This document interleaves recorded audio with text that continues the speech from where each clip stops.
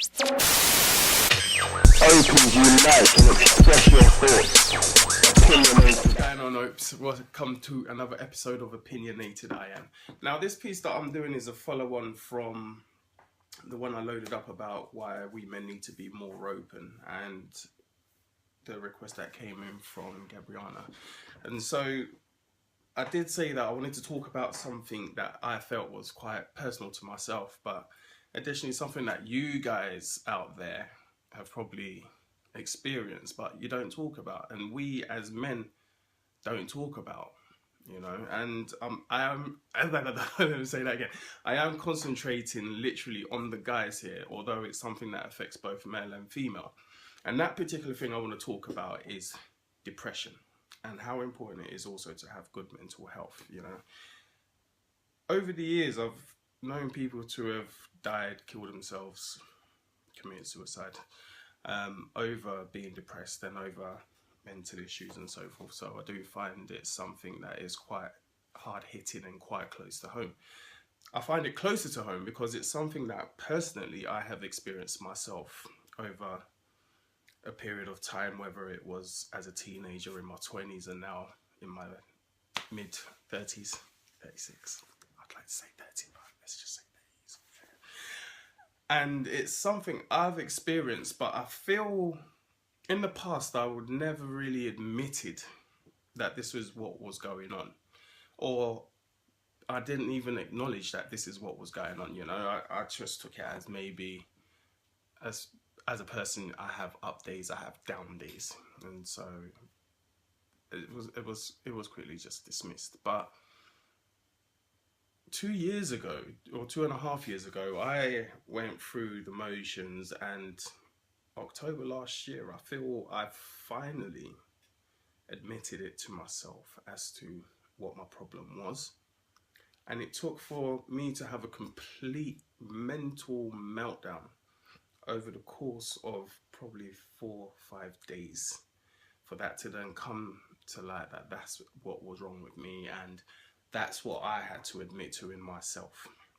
And I'm gonna give you the backstory to all of that and bring it right up to date, and so we understand each other a little bit better. So 2.5 years ago, you know, life seems to be coasting, it's okay, but I was having financial issues, family issues, and relationship issues and so forth. And it was something that, as a strong person, I kind of take things on with other people, and I make time for other people because of that as well. So it kind of alleviates me from thinking about my own things. But what I didn't realize is it was piling on top of what I was already dealing with. But I've got no exit, so to speak. I don't know if that's the best word. I've got no outlet is the better word.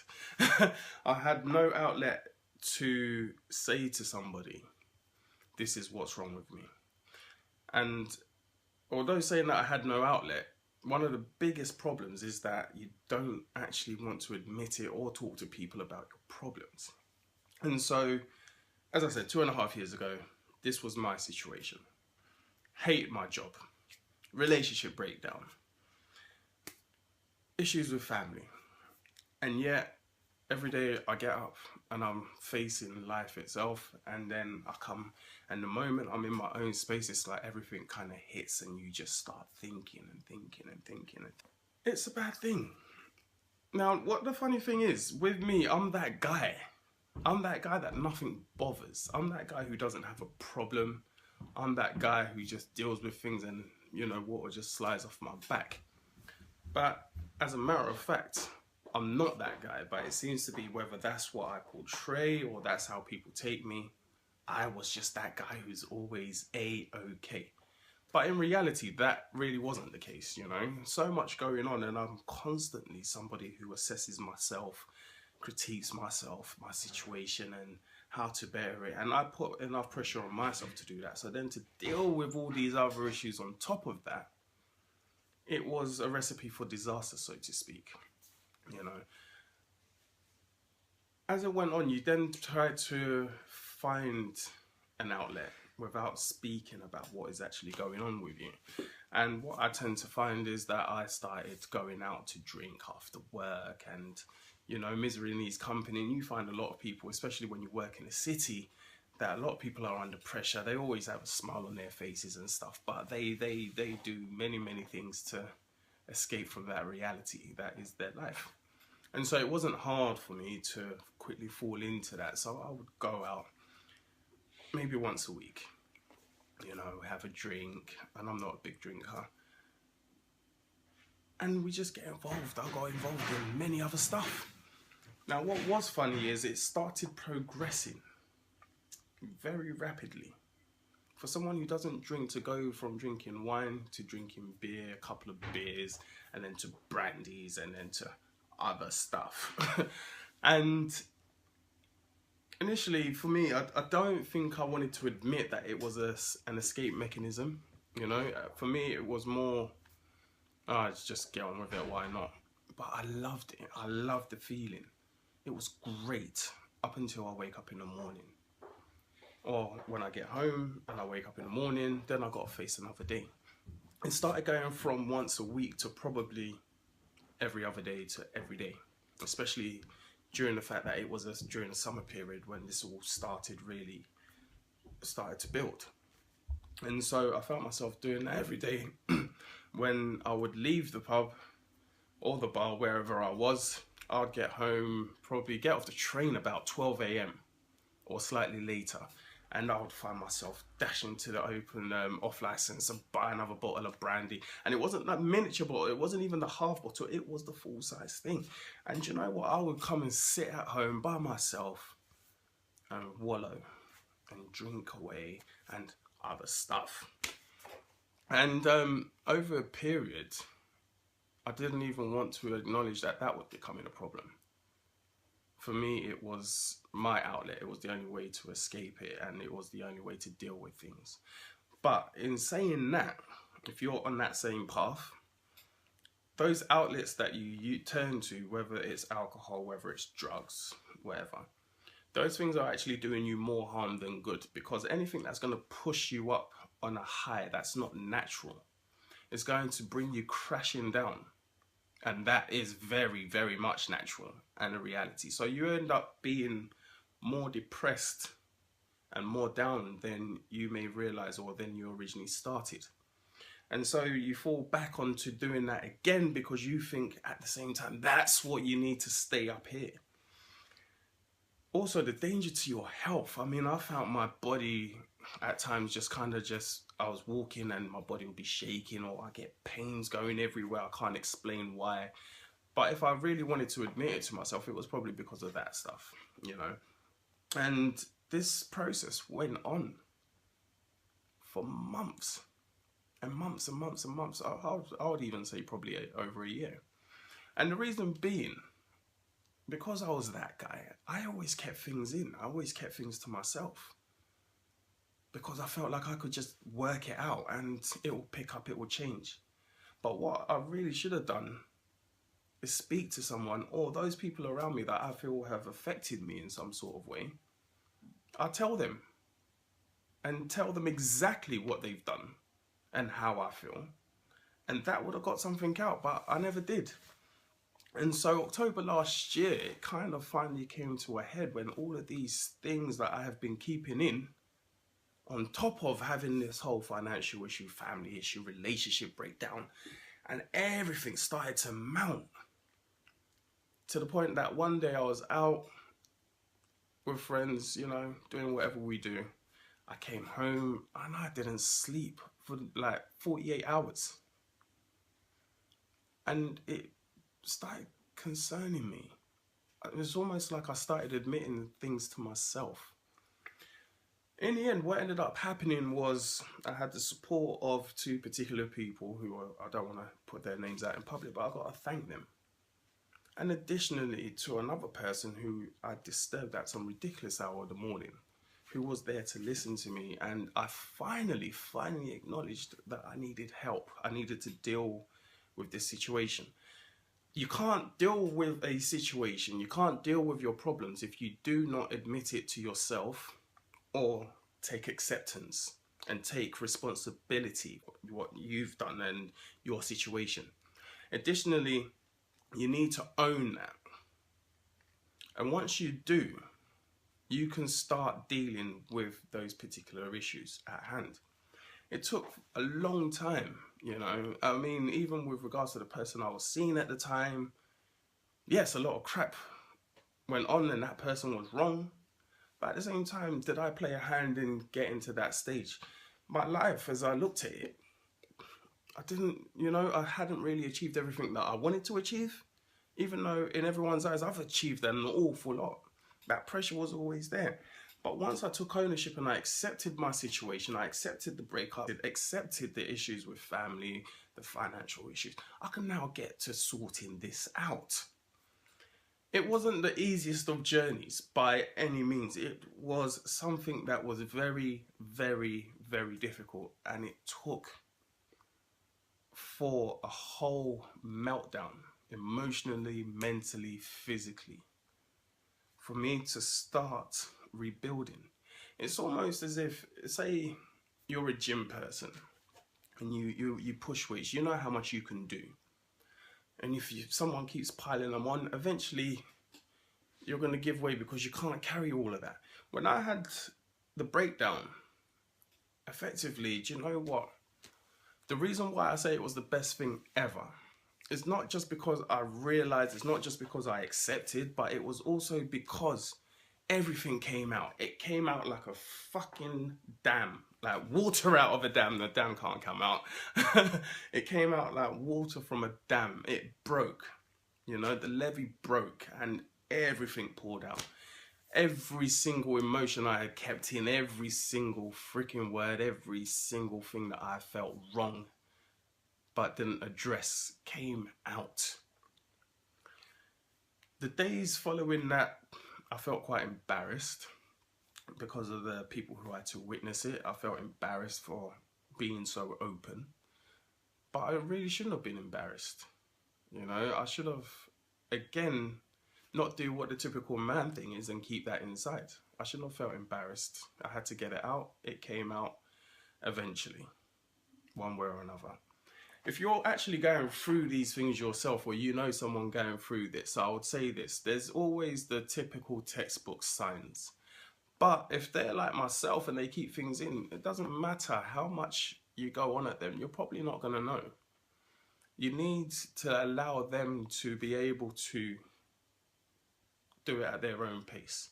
At the same time, don't dismiss them and don't tell them, this is what you need to do and this is what you should be doing and you need to take control. What you need to do is actually maybe sit back and just be a shoulder to lean on and just listen, which is so important for somebody going through that, because sometimes you just need to get it out. If you are the one directly suffering from this, then what I would say to you is you need to take some time out, take that hard look in the mirror and start to accept your situation. Start to accept what's gone on in your life. Start to accept that breakup or whatever it is. The moment you do that, you know what the problem is. So now you need to find a solution, and the solution will always start with yourself. Like I said, the journey isn't easy, but it's not impossible either, you know, and it's really, really important because as men, we don't speak a lot. We don't really show our emotions much. And like, who says we can't? And do you really care what other people think? You shouldn't, you know, otherwise I wouldn't even be doing this video. But like I said, I wanted to practice what I was preaching from my last video. So I felt I owed it to myself and everybody else there to kind of let this out, you know, because depression is real. As the months went on and I started going through the process of sorting my life out and my situations, I had a friend who openly put his stuff out, bro. And I got in touch with this friend of mine and I found it interesting that I've known him for so long, but again, I just didn't know it was that guy who is actually suffering from mental illness or depression. And he tells me the story of sitting on the circle line, going round and round and round a whole day, doing absolutely nothing. Now he's in a good place. His missus is so supportive. Poor sod You know, sometimes he says, yeah, she's a poor cow. She has to like deal with this. But it's nice to have that person there who's willing to deal with it with you and not judge you for it. Because at the end of the day, we are human, first and foremost, you know, and so these things can affect all of us. For me, I think my breakthrough was when I started to tell people how I felt, and I don't keep things into myself. After accepting things, I took control that everything that happens in my life, I'm in control of it. The people I let in, I'm in control of it. People who do me wrong, I'm in control of it. And so whether I will choose to accept those people or not is my choice. Because every action has a repercussion. Like it or not, it has a reaction, you know? So it's one of those things that you need to start looking at the people around you. It got to the point that the very people I used to hang with and drink and do other stuff with, they'll call me up and I'll be like, no, I'm not interested. You know, they're great friends, but I'm not in that zone to even sit down with you guys or to listen to such negativity because it affects me. It got to the point, a person in my relationship, you know, like we communicated, blah, blah, blah, but hey, it's cool. You do your thing. I accept it. I addressed issues with family. I got myself back together because I needed to start doing things for me. As selfish as that may sound, that's where it begins. It begins with you. Ignore everybody else. Don't worry about pleasing everyone else, because that's what's going to mess you up in the first place. The fact that you're trying to please everybody else. You need to do what's right for you. If they don't like it and they can't accept it, oh well, let them deal with that. Because one thing I've realized throughout this whole process is everyone is selfish and everyone has an agenda, you know, and if it came down to you or them, they're going to choose them. So why the hell don't you choose you? So as men, I mean, if you are watching this, please, like, you know, take that time out for that individual. Take that time out for yourself. And don't think that that person's being a wanker or, you know, really, really selfish, because sometimes you just need to be. And you need to be in order to be better in yourself, so you can be better for somebody else. Because if you're not, you're no good to nobody. And I don't really want to see or hear of somebody jumping off a bridge because of a breakup and killing themselves.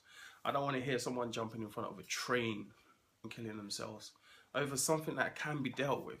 It's not necessarily go take a whole batch of antidepressant pills, because it's exactly the same effect. You're going up, you're coming down, and you're going to be more depressed. And then you start creating that whole level of dependency.